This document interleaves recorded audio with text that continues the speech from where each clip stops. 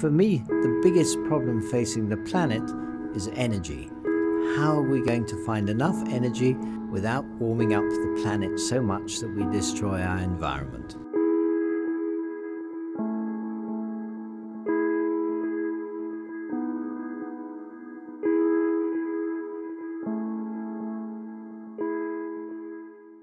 I was a research student here in the 1970s, and looking around, the quad is much as it was then.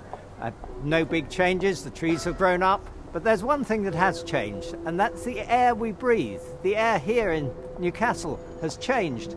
It contains far more carbon dioxide now than it did then, and that's down to the way people use their fossil fuels to make their energy.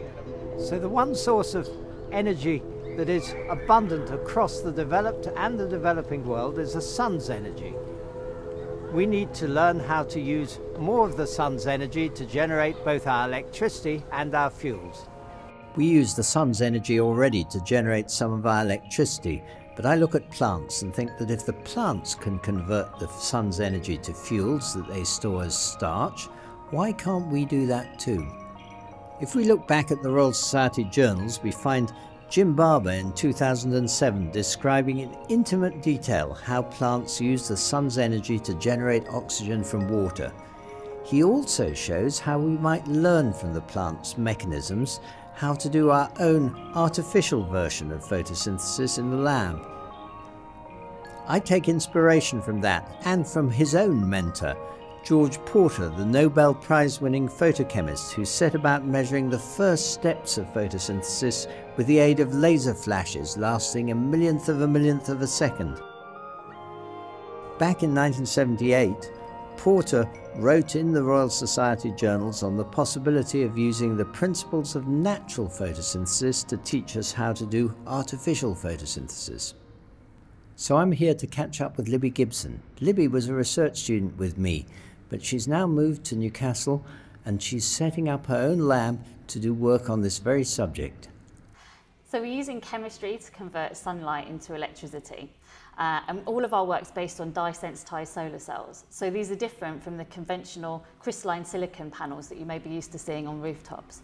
So what goes on with these dye cells? Well, unlike in crystalline silicon, where you have the silicon semiconductor doing the light absorption and transporting the charge, doing all of the work, where you need really pure material in large quantities, we separate all the processes out. So a dye absorbs the light, and then the semiconductor and an electrolyte solution do the charge transport.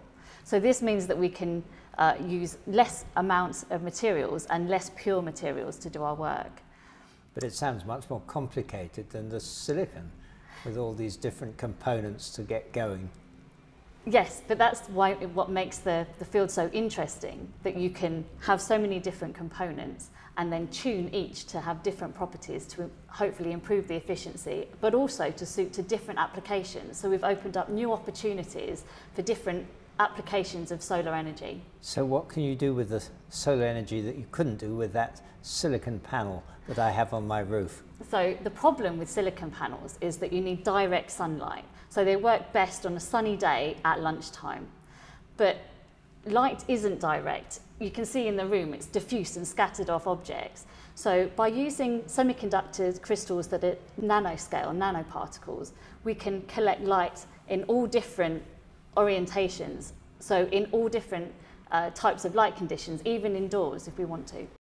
So in my lab we're working on tandem dye-sensitized solar cells, and this is taking advantage of the fact that we've got dyes in our devices that are absorbing light. So we can make different coloured dyes to absorb different parts of sunlight, so we can capture the full spectrum in one device, which you can't yet do with a semiconductor like silicon. The other thing that we're doing is avoiding using precious or rare metals, because if we want to generate power on a global scale, we don't want to be limited by the materials that we're using. How did you get interested in solar energy? Well, you know, I've been doing photochemistry for ages, and I was always fascinated by reactions that you could start with light, but you couldn't do at all without light. And so as it became obvious that we really have to work at that solar energy, I looked to the natural systems, and there were fantastic advances in the natural systems, and that's what really inspired me to get going on solar energy.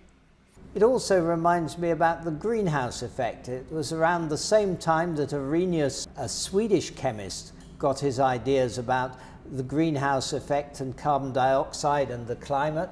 But the actual discovery of the greenhouse effect went back even further, and that was back to a paper in Phil Trans published by John Tyndall in 1861. And then you go back further and think of the giants who first investigated light, Newton particularly. Another of the pioneers of the Royal Society was John Evelyn. He was worried that we were destroying all our forests and we needed alternative fuels. So the worry about fuels goes back a long way too. And the chemistry community is now working really hard to try and use photochemistry to make fuel. And there's an enormous effort in this area. We know that the science works and we can get there. And what's really important and is really encouraging is that industry is so keen to take on this new technology. And we can see that with the interest of many very large international companies in the pilot dye-sensitized solar cell plant that they have in Swansea. At the heart of the concept of a building as a power station is the ability to print and coat different materials. The way that we're able to print and coat those materials down gives them different properties. So if you print them in one way, you can make a solar cell. If you put things down in another way, you can make a battery. But the concepts of printing and coating allow you to produce very cheap, low energy materials which can be used for generating, storing and releasing energy.